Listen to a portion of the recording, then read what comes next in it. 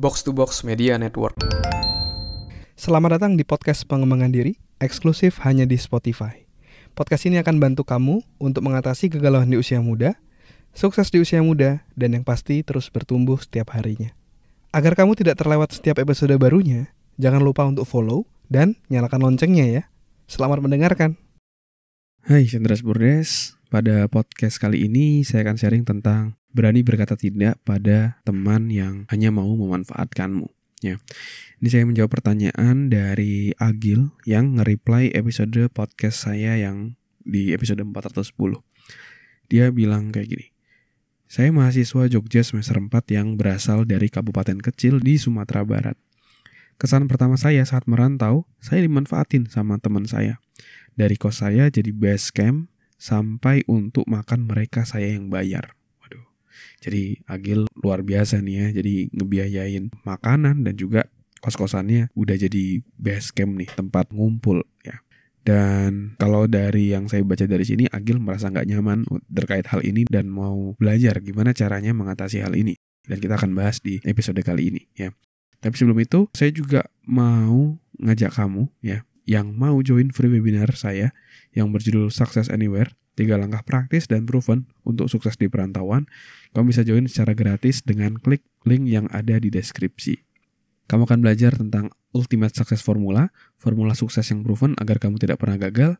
Dan yang secret yang kedua, self-motivation, cara ampuh memotivasi diri ketika lagi gak semangat dan malas. Dan secret yang ketiga, support system strategi, cara ampuh membangun support system yang mendukungmu jadi sukses. Kamu bisa join secara gratis, silakan klik link yang ada di deskripsi ya. Webinarnya tanggal 4 Juni 2023 di hari Minggu jam 10-11. Klik link di deskripsi sekarang juga karena slotnya terbatas, oke? Nah, jadi ketika kita dimanfaatin oleh orang lain, ya, satu cara untuk mengatasinya adalah kita harus berani berkata tidak gitu ya. Kita harus set boundaries atau membuat sebuah batasan dengan orang lain sehingga kita juga merasa nyaman gitu ya. Kita tidak terganggu dengan tingkah laku orang lain juga gitu. Dan itu adalah hak kamu juga kok membuat boundaries seperti itu ya.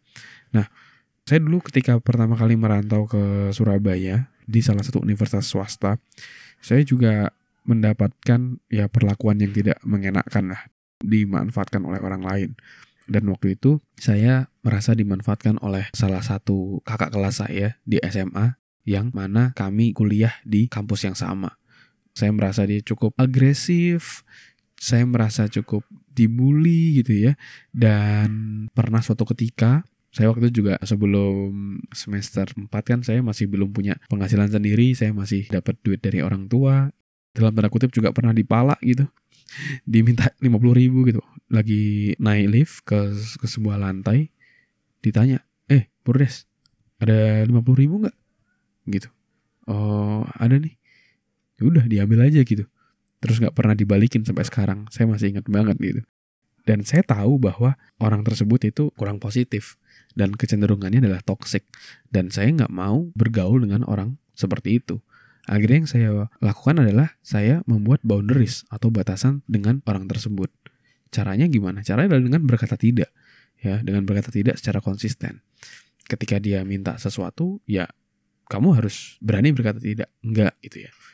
Diminta sesuatu, kamu berani bilang enggak gitu. Nongkrong yuk. Oh enggak. Lagi ada kegiatan nih, thank you, next time ya, kayak gitu. Jadi secara konsisten kita harus berani berkata tidak.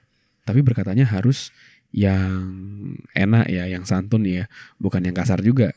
Kalau kita kasar juga ya apa bedanya kita sama dia gitu. Kita bisa bilang, kesini yuk, oh enggak, thank you, kapan-kapan ya, saya nongkrong di sana kayak gitu. Tapi ya kalau ketemu ya tetap baik. Ya, tapi ketika ada permintaan-permintaan, kita harus konsisten untuk berkata tidak. Nah, ketika kita konsisten seperti itu, lama-lama orang tersebut respect kok sama kita. Ya, dia juga akhirnya menghargai dengan keputusan kita dan dia akhirnya ya menjaga jarak juga kayak gitu. Dan akhirnya ya, oke, ini lebih baik daripada kita dikelilingi oleh orang yang toksik kayak gitu. Ya ibaratnya bayangin aja, misalnya kamu ngomong sama seseorang, kamu minta sesuatu, kamu ngomong sesuatu, dia berkata tidak. Dia tidak mudah untuk dihasut gitu ya, atau diminta-mintain atau gimana gitu. Tidak terus gitu kan. Karena lama-lama kamu juga yang kamu juga yang malas gitu, ya udah lama-lama kamu mundur juga. Mendingan kamu fokus ke yang lain daripada kamu dapat kata enggak terus dari orang tersebut.